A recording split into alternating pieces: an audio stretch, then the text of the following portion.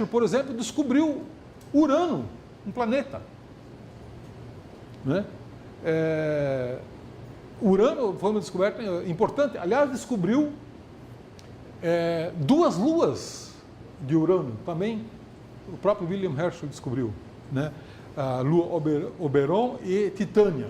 Descobriu também 2 luas de Saturno, Encelados e Mimas. E não só isso, ele descobriu a radiação infravermelha. Além do espectro do arco-íris que você vê, ele descobriu que muito além do arco-íris existe também uma radiação. Foi chamado de radiação infravermelha, descoberta por um astrônomo, né?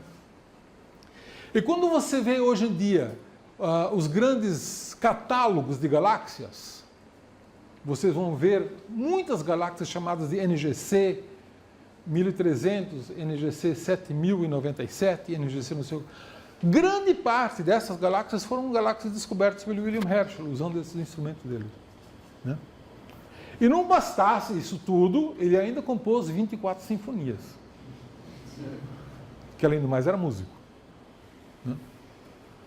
Fez também o primeiro mapa detalhado da Via Láctea, né?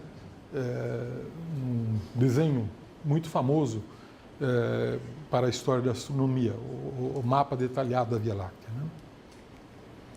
Muito bem, há pouco eu falei que o foco newtoniano que o William Herschel ainda usava não é um foco muito adequado para os telescópios mais modernos, né?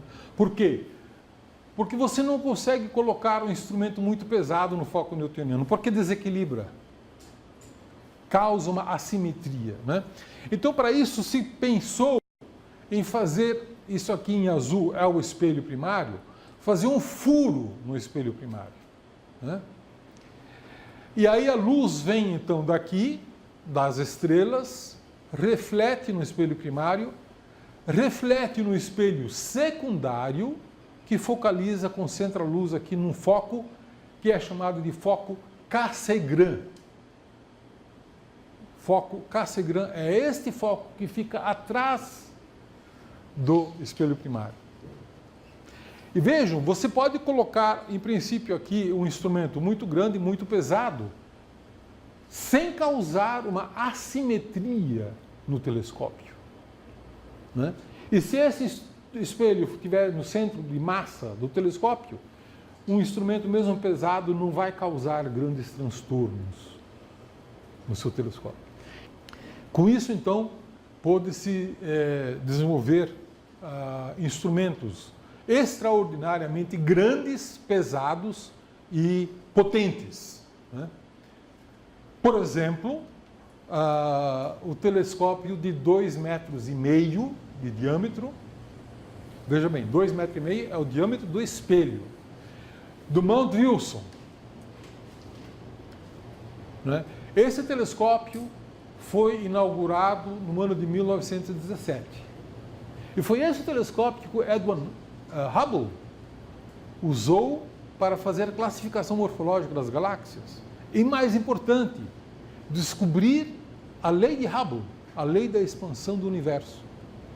O Hubble fez usando esse telescópio, né? Vocês vejam que mostrei aqui vários exemplos, né, de que um telescópio novo, com tecnologias novas, produz grandes descobertas científicas, né? Uma etapa feita pelo Galileu, com uma luneta de brinquedo, né? Hoje em dia seria considerado uma lunetinha de brinquedo, descobriu coisas grandiosas para a ciência, né?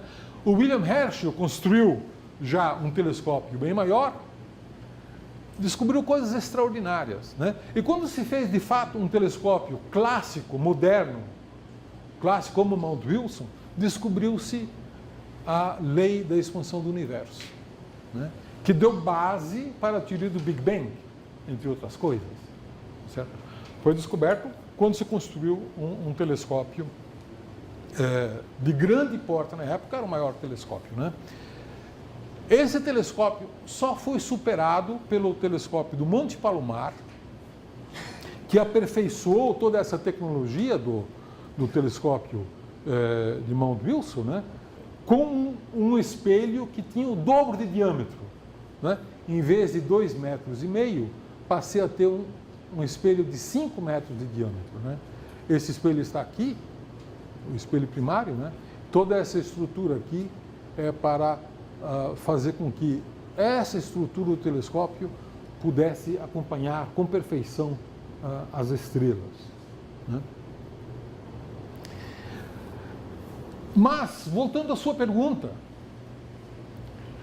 um telescópio de 5 metros conseguia uma nitidez melhor do que o telescópio de 2,5 metros ou melhor do que o telescópio de 1 metro? A resposta é não. Né? Porque a atmosfera terrestre tem turbulência. Vocês já viajaram de avião? Quem viajou de avião sabe o que é turbulência. A atmosfera terrestre tem muita turbulência. E essa turbulência desvia os raios de luz. Né? E desfocaliza as imagens. Né? Isto é um problema que perdurou desde os tempos de Galileu até os tempos do telescópio de Monte Palomar.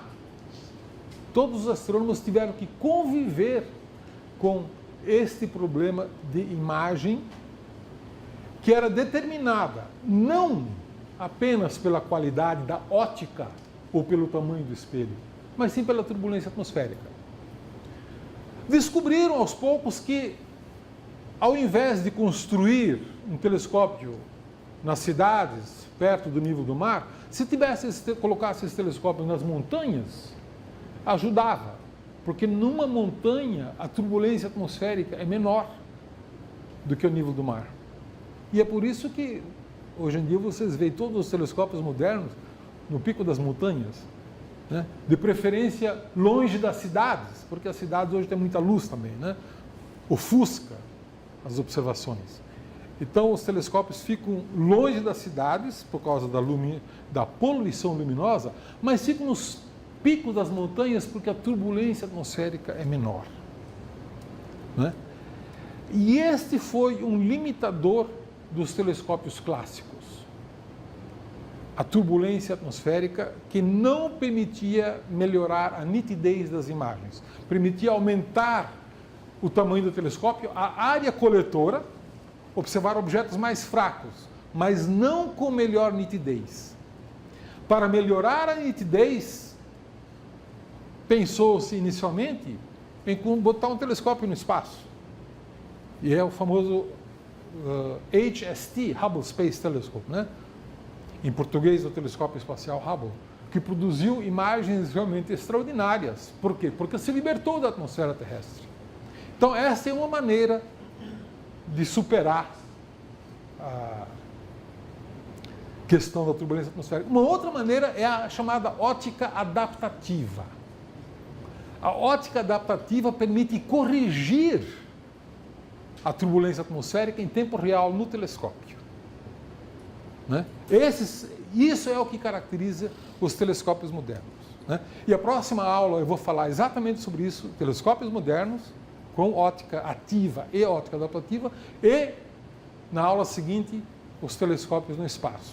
O que os telescópios no espaço conseguem produzir que os telescópios aqui na Terra não produzem. Por hoje é só. Alguma pergunta?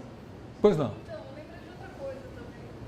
Quando as estrelas estão mais perto do horizonte, elas tendem a piscar mais, é por causa da atmosfera. Onde você tem que atravessar, a luz tem que atravessar mais a atmosfera? Quando você olha para cima ou quando você olha no horizonte? Então, no horizonte. No horizonte. Então, é isso. Tem mais atmosfera e mais turbulência. E, portanto, mais cintilação atmosférica. É o termo técnico, cintilação atmosférica. Né? Elas piscam mais. O piscar das estrelas vem da cintilação. Nós chamamos de cintilação, que vem da turbulência atmosférica. Os turbilhões produzem refração no caminho de luz e a luz é desviada. Então, isso desfocaliza as estrelas. E isso foi um problema secular para os astrônomos, que hoje nós conseguimos finalmente superar. Você pode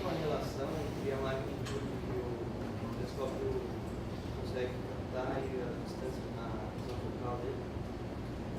E a distância focal? Não, a razão focal. A razão focal, não existe uma relação muito simples, não.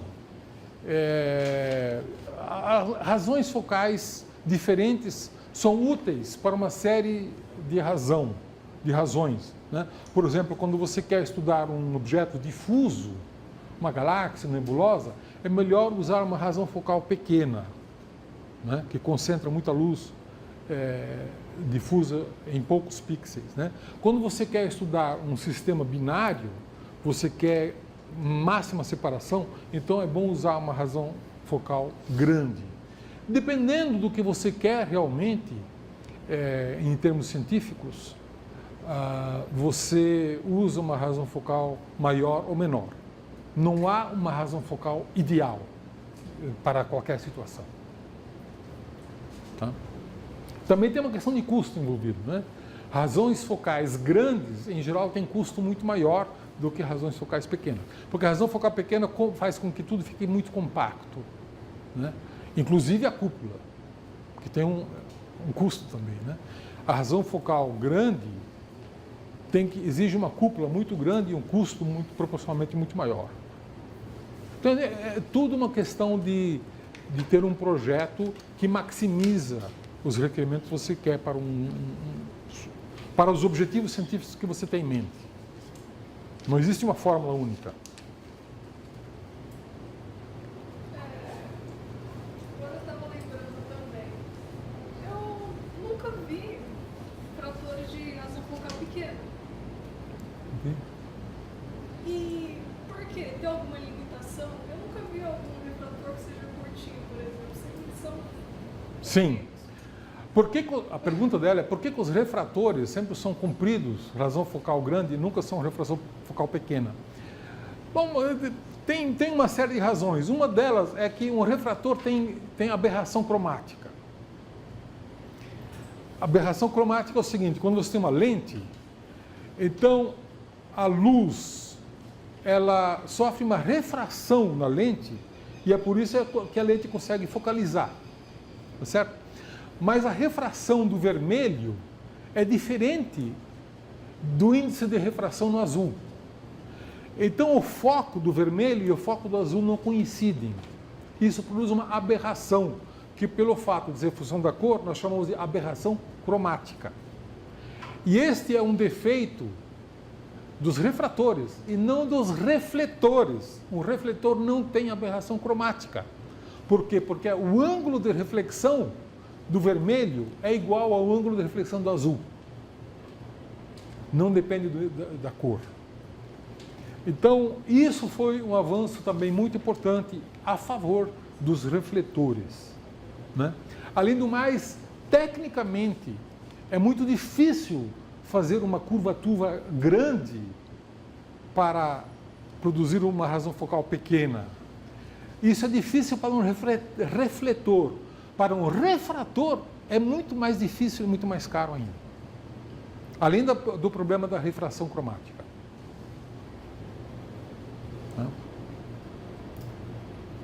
Sim. A luz, ela incide nesse espelho e ela volta para incidir em outro. Onde é que fica esse outro espelho? Depende. A pergunta dela é onde que fica o outro espelho. Vamos chamar de espelho secundário. Tá certo? Ele fica, no caso do foco newtoniano, ele fica localizado nesta posição aqui. Ele é reto, né? Ele não tem curvatura nenhuma. Ele tem que ficar localizado num ponto tal que ele produza um foco logo fora do tubo. Então, essa é a posição ideal, né? Já no caso do foco Cassegrain, você tem um espelho secundário que não é plano. Ele tem uma curvatura. Tá? E aí você tem um jogo de combinar a curvatura do espelho primário e a curvatura do espelho secundário para maximizar a ciência que você quer fazer no foco Cassegrain e minimizar os custos. Tá? Mas, essencialmente, telescópio tem um espelho primário e um espelho secundário. E às vezes, nós vamos ver na próxima aula, um espelho terciário. E às vezes um quarto espelho, às vezes até um quinto espelho. Né?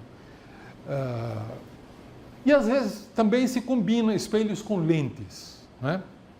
Muitas vezes você tem um espelho primário, refletor, e na câmara você tem um conjunto de lentes.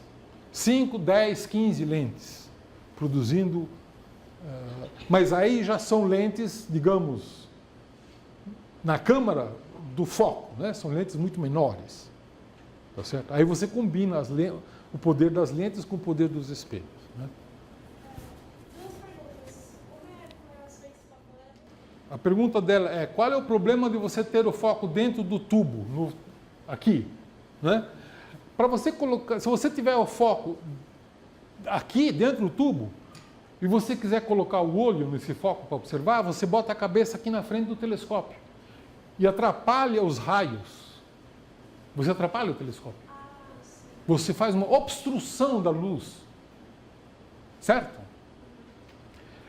E por isso que a ideia do Newton foi muitíssimo interessante, né? Foi jogar a luz para a lateral, de tal maneira que você pode chegar com o olho e não atrapalhar a luz que vem das estrelas. Segunda pergunta. A outra é, mas eu fiquei um pouco surpresa que Galileu conseguia observar as manchas solares com a luneta dele, porque se aponta o dedo do Sol, Bom, pode ver. não há notícias que Galileu tenha ficado cego, né? Então, muito provavelmente, ele colocou um vidro esfumaçado, né? Se você pegar um vidro e colocar em cima de uma vela, produz uma fuligem em cima do vidro, né? Se você colocar depois esse vidro com fuligem na frente da sua luneta, obscurece a visão, então você pode observar a lua, o sol, sem que a sua vista seja queimada, né? E o Galileu, evidentemente, usou um truque desse tipo para conseguir observar o sol. Né? Galileu não ficou cego. Porque sempre contar a história que Galileu ficou cego de um olho para observar o sol. Ficou cego, mas só de um olho. Aí ele aprendeu que não podia fazer isso. A história era essa, todo mundo achava legal. Né? Mas Sim. não tem notícia disso. Mas será que não podia ter projetado a imagem do Sol no papel, na parede? Tá, mas isso é uma sofisticação óptica, que requer uma sofisticação óptica que eu acho que nos primeiros momentos era difícil. É mais fácil você queimar um vidro numa lâmpada, né, produzir uma fuligem, botar na frente e aí arriscar um olho, né? Arriscar um olho, né? Não os dois. No caso dos telescópios que utilizam espelhos e lentes, também acontece aberração cromática Sim. desse tipo ou é pior no... A pergunta é bem interessante. Quando eu falei há pouco que você, em telescópios modernos, você combina espelhos com lentes. A objetiva, o primário, é um espelho, mas lá no foco você constrói uma câmera sofisticada com lentes. A pergunta é, não produz aberração cromática? Produz. Mas aí você faz uma câmera com 13 lentes diferentes, de tal maneira que no final a correção cromática é corrigida. É complicado, muito complicado e caro. Caro para chuchu, mas dá para fazer. Né? Entrou em operação no ano passado uma câmera no telescópio de 4 metros do Observatório de Cerro Tololo, aqui no Chile, né?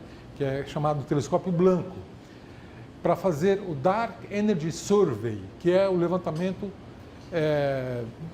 de supernovas e uma porção de outras coisas para estudar a energia escura. Né? Chama-se Dark Energy Survey. Então, para isso, eles usaram o espelho planar do telescópio e construíram uma câmera com lentes.